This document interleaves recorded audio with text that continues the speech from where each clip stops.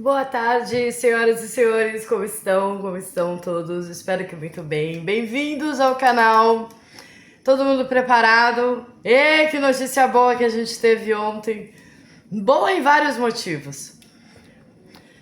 Conseguimos ler em primeira mão para os senhores e divulgar a data da audiência de instrução e julgamento de primeiro grau da primeira fase do tribunal do júri que vai se aproximando para o Michael, único e o acusado até o presente momento, e apontado como principal e exclusivo suspeito pelos atos cometidos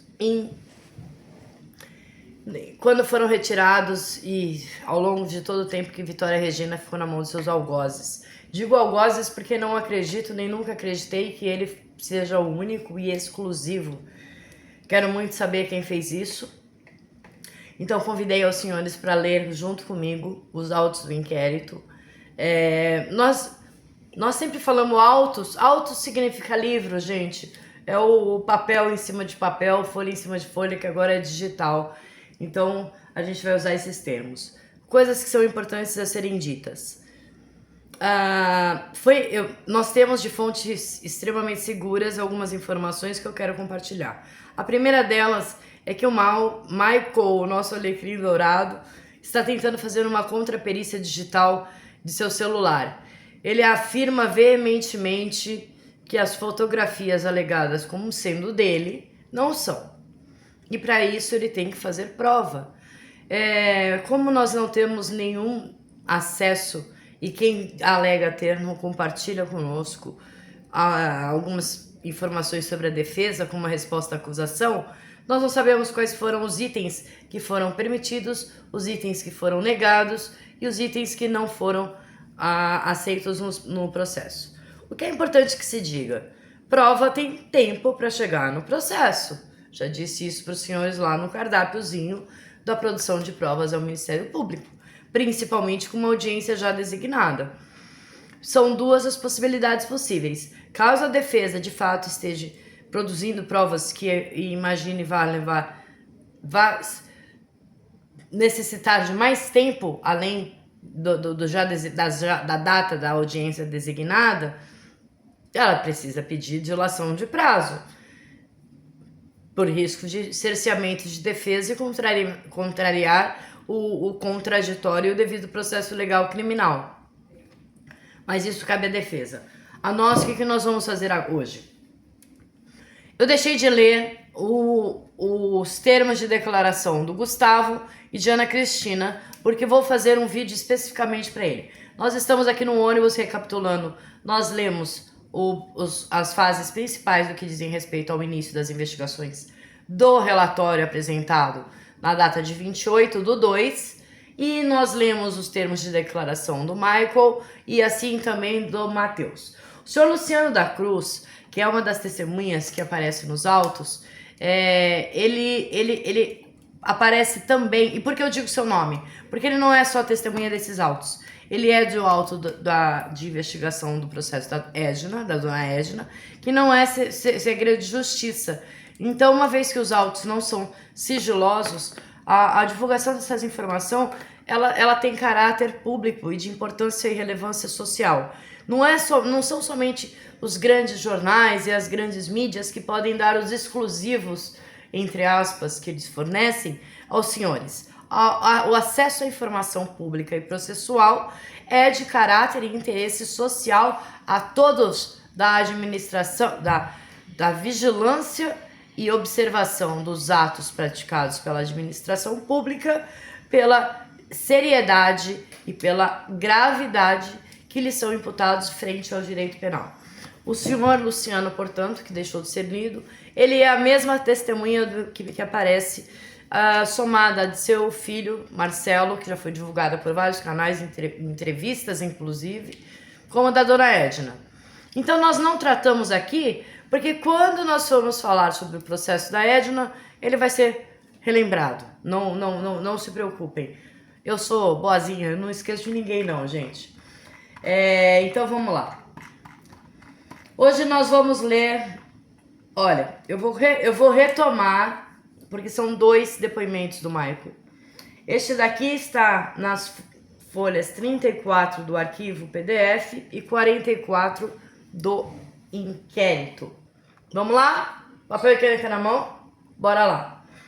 Aos 2 do mês de março de 2025, nesta cidade de Cajamar, estado de São Paulo, na sede da Delegacia de Polícia de Cajamar, e aí vai vir nome do delegado, escrivão, comparece Michael Antônio Salles dos Santos, presente nessa distrital, o senhor Michael Antônio Salles dos Santos, narrando que ficou sabendo por Matheus, que é seu amigo, e comentou com ele que o nome dele estava sendo vinculado à investigação policial de desaparecimento de Vitória. Matheus soube, pois prestou esclarecimentos na delegacia e disse que o carro de Michael está vinculado à investigação, já que possui um Corolla da cor prata. Relata que conhecia Vitória de vista, que soube do desaparecimento da mesma através de burburinhos e que não possui redes sociais. Narra que sabe onde Vitória mora pelo fato de morarem em uma cidade pequena e por sua irmã já ter estudado com o irmão de Vitória e que encontra-se disponível para prestar esclarecimentos. Este depoimento foi colhido, tá? Aí nós vamos passar pelo Gustavo novamente, vai ficar para depois. Novamente as folhas 36 e 46 dos autos, novamente o mesmo termo de declaração do Michael. Depoimento aqui agora é do Gustavo Vinícius, vai ficar para depois, calma, segura aí, Gustavo, segura a ansiedade. O auto de exibição, o Motorola, o aparelho de Gustavo foi o primeiro a ser apreendido. Vamos lá? Todo mundo já passou na catraca? Todo mundo já sentou? Vou tomar um gole da minha água.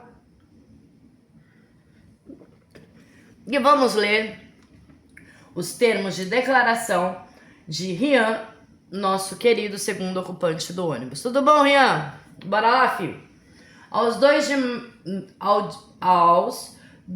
dias do mês de março do ano de 2025, comparece Rian X, filho de X, tarará, tarará, e endereço tal, sua profissão, não vou falar nada disso porque são informações delicadas e sigilosas. Declara que no dia 26/2 de 2025 estava na tabacaria Freedom, localizada na Avenida X, para assistir ao jogo do Corinthians, ficando lá até as 23h15. De lá, pegou o ônibus da empresa Urubupungá, linha 930, no ponto da Praça da Igreja, com mais 2 amigos que estavam na mesma tabacaria, Matheus e Guilherme, sendo que Matheus disse que iria para sua casa, enquanto o declarante iria dormir na casa de Guilherme. No ponto de ônibus localizado no centro de Cajamar, visualizou um indivíduo conhecido como Edinho subindo no mesmo ônibus.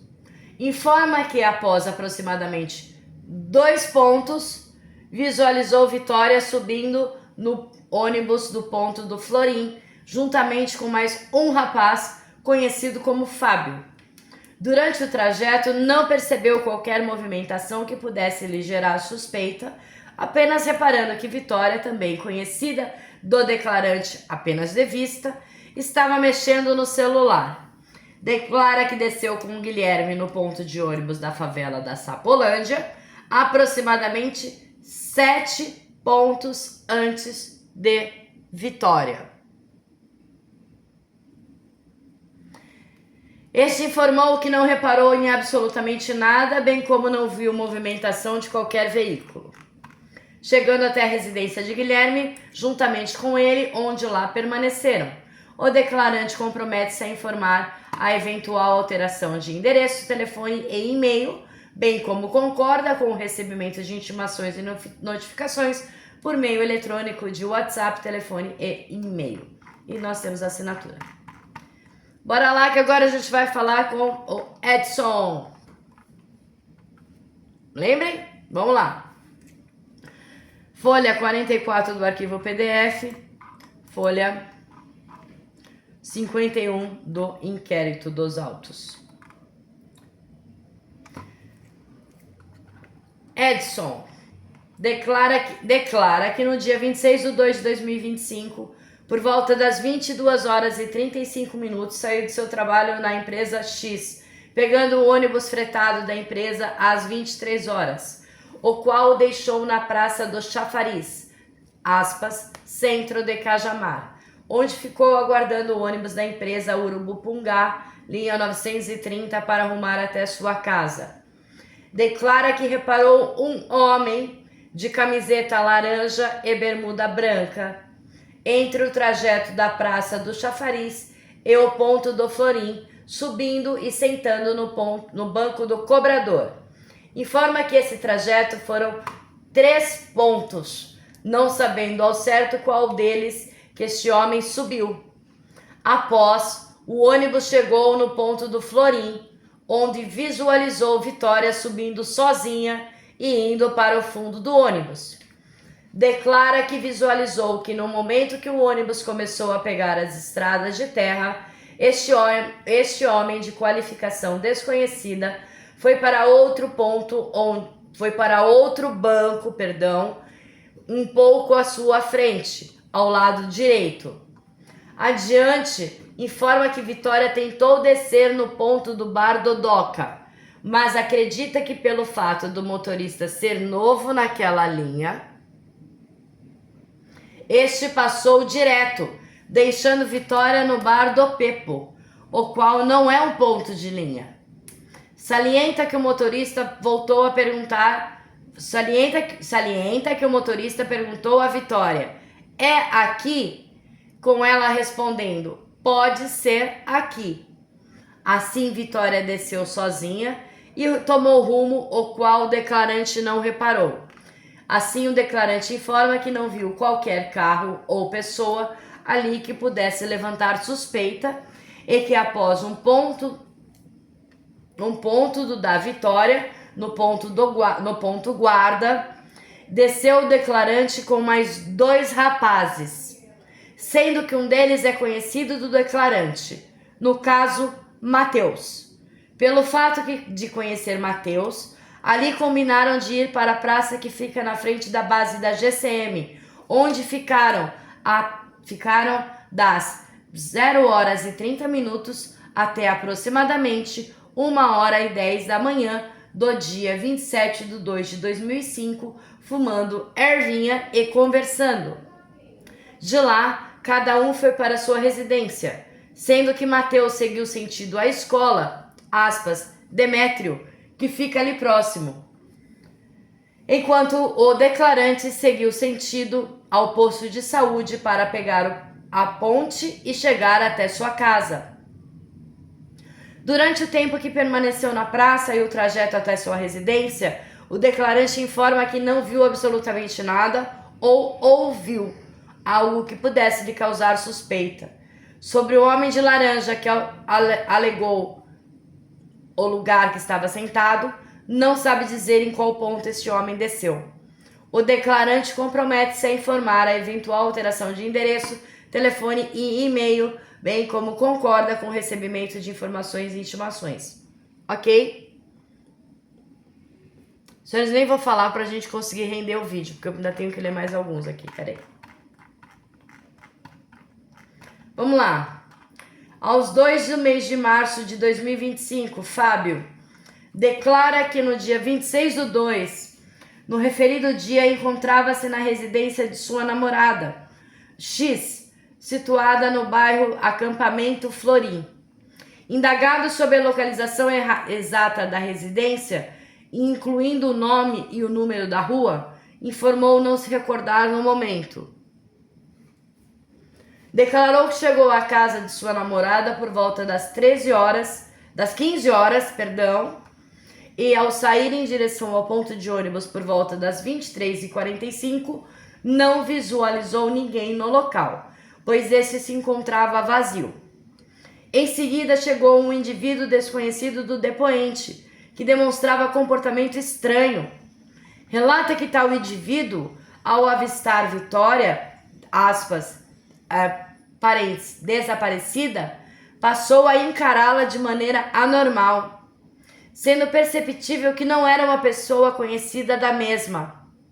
O depoente descreveu o indivíduo como trajando um boné de aba reta na cor preta, bermuda jeans preta, chinelo da marca Kenner e portando uma bolsa preta.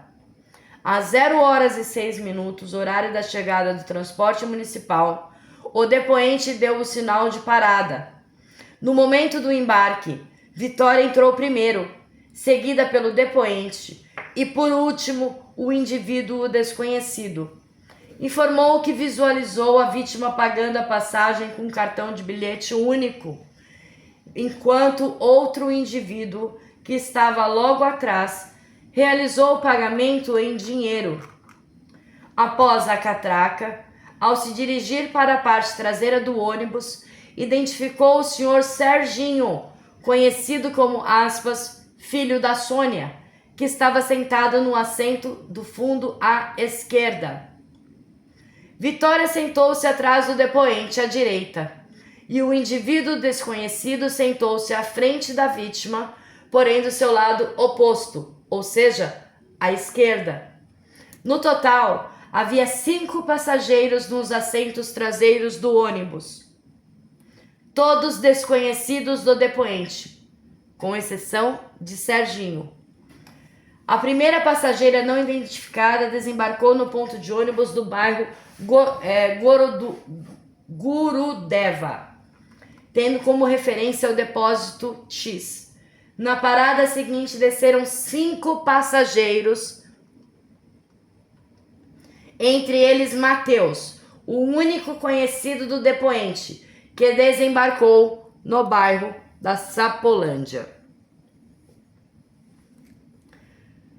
O próximo ponto, localizado no bairro Capão da Onça, desembarcou o indivíduo identificado como Rian. No ponto de ônibus em frente ao bar do Pepo, desembarcou Vitória, que desceu sozinha.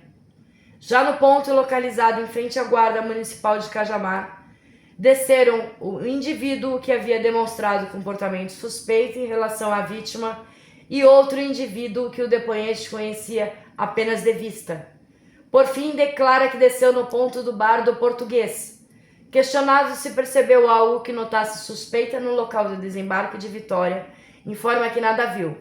O declarante compromete-se a informar a eventual alteração de endereço, telefone e e-mail, bem como concorda receber as informações.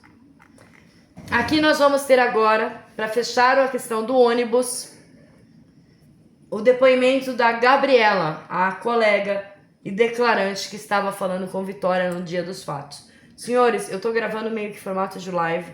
Vou pedir licença, vou tomar uma água. Porque nós vamos continuar aqui, que isso é muito importante.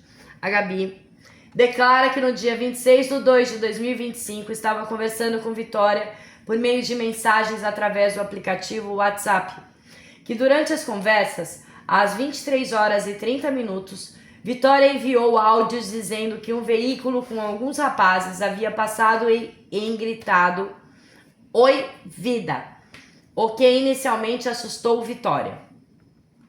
Após Vitória informou que também tinham 2 meninos no ponto em que aguardava seu ônibus e que eles estavam embarcando no ônibus juntamente com ela. Após, informou que um dos meninos que estava mais à frente foi para o fundo do ônibus, o que lhe causou estranheza.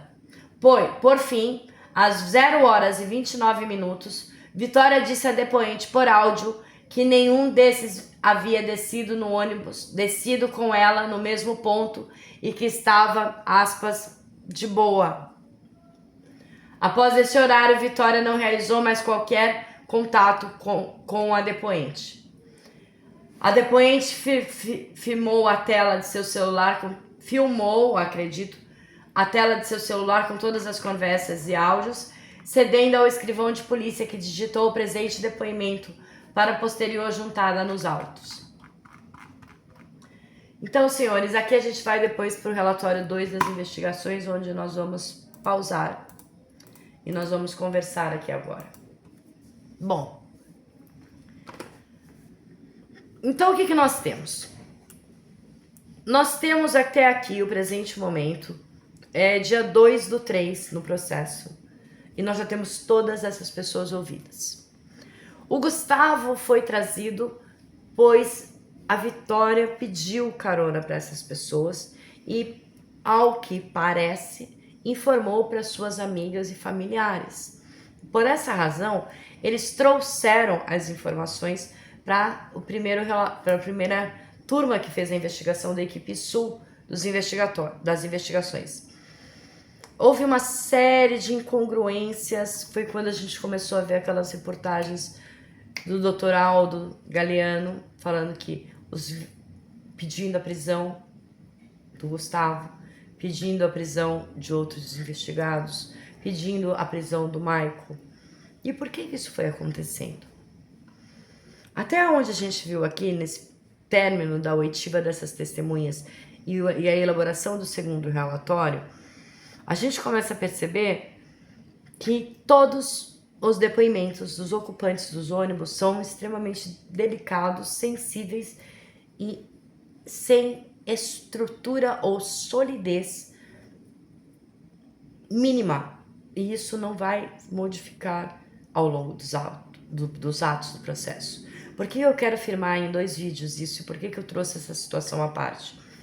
Porque esse depoimento só vai servir para até o momento em que o Matheus vai dizer que o carro era o do Michael.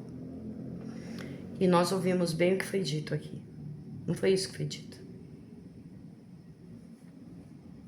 E nós não vamos ter o momento de mudança da virada de depoimento nos autos. Esse segundo relatório já vai trazer outras coisas. Como houve o relato do vizinho do Civic, como houve meninos que passaram no ponto de ônibus mexendo com a Vitória, outros carros vão começar a ser envolvidos nessa trama. É uma trama longa, é uma trama grande, mas eu preciso que hoje os senhores façam o quê? Eu li sem parada, sem piadinha e sem gracinha. Escutem os depoimentos que foram ditos. O Guilherme nunca foi ouvido. Nós não sabemos quem é o Guilherme que estava no ponto de ônibus. Nós não sabemos qual deles, ou se algum deles, falou a verdade. Por que eu acho que todos mentem? Porque nenhum depoimento combina com o do outro. E por que eu suspeito dos depoimentos da veracidade de algumas testemunhas aqui desse ônibus? Porque elas vão aparecer falando com a testemunha da van. Elas vão aparecer falando com a filha da testemunha da van. Elas vão aparecer falando com o Cícero. Elas vão aparecer na localização do corpo da Edna. Né? Nem vou falar quem é, né? Ou sim, depois eu vou falar assim quando chegar na hora, viu? Então, eu passei a manhã hoje discutindo e conversando sobre o corpo da vítima. Eu tive fugindo dos senhores, mas quando o corpo de Vitória for localizado nesses autos, eu vou fazer o relato de como foi localizado o corpo de Vitória. E por isso eu estou preparando o mais desagradável pedidos de informações já feitos, porque nós vamos ter relatos, não meus ou opiniões de colegas de canal, mas de profissionais sobre o que ocorreu e as lesões, e a arma que causou as lesões, o tempo que foi causado essas lesões, por que é que a gente tem essas informações, da onde elas vieram, porque o crime de homicídio, as suas investigações começam pela vítima. O corpo fala. O corpo de Vitória está falando há muito tempo, muitas coisas, e ninguém está ouvindo, nem mesmo os seus familiares.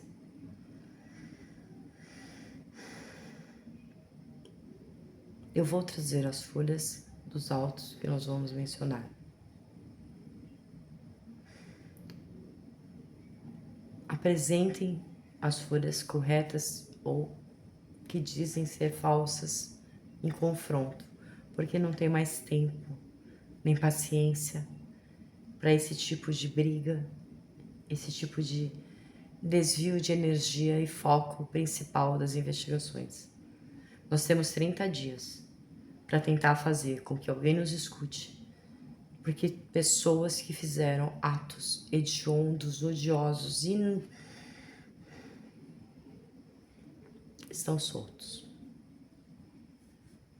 Estão soltos. Por que que eles estão soltos? Por quê?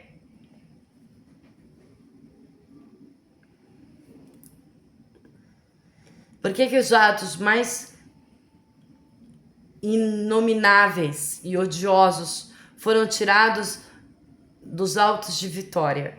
Por que que ela não vai ter o direito a ter todo o seu sofrimento narrado e buscado por justiça, senhores? Onde estão os laudos de Dona Edna, senhoras e senhores?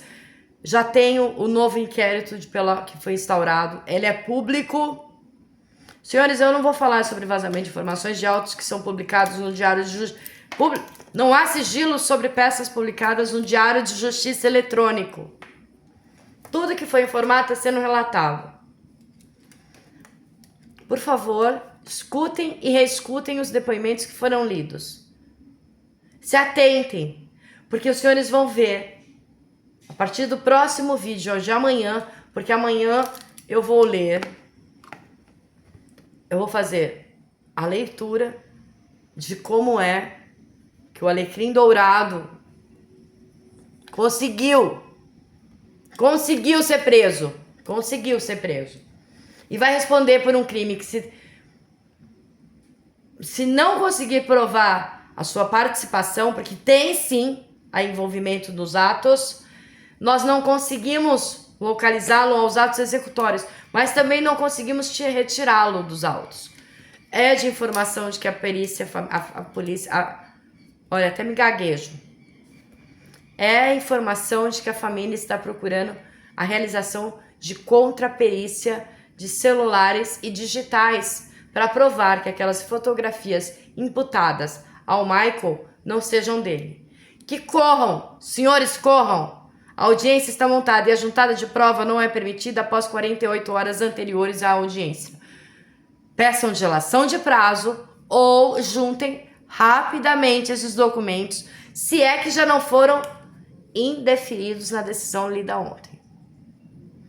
Então eu vou parando por aqui, não quero deixar vídeos longos, pois quero que os senhores vejam isso daí. No depoimento de amanhã, no vídeo de amanhã eu vou dar os depoimentos que trouxeram o Michael para toda essa situação, tá bom? Fiquem atentos, senhores, nosso tempo está acabando. Então vamos focar, quem pode, nas lesões. Nós sabemos sim, existe sim furo nas costas, existe sim. Falar que não existe, eu não sei porquê. Falar que não houve tortura, de que foi morta instantaneamente, nós sabemos que não foi. Não foi na casa, não foi no carro, aonde foi, qual foi a arma do crime?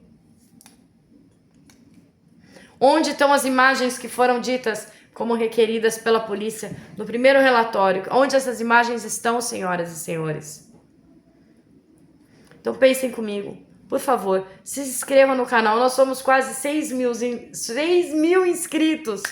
Muito obrigada, muito bem-vindo aos novos inscritos. A gente vai estar fazendo novos conteúdos. Amanhã vou vir já com esses depoimentos que trouxeram o Michael.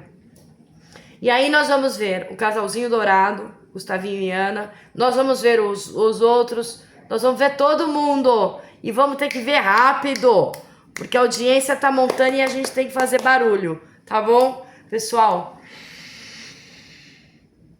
fiquem com Deus. Muito obrigado pelo carinho que todos me enviam. Recebam de volta suas palavras de amor, de afeto, de cura e de força. Vamos reverberar nossa informação. Vitória precisa de justiça, Edna precisa de justiça. E não é essa injustiça, uma justiça falsa. Nós queremos todos, não só o Michael. Um abraço. Fiquem com Deus.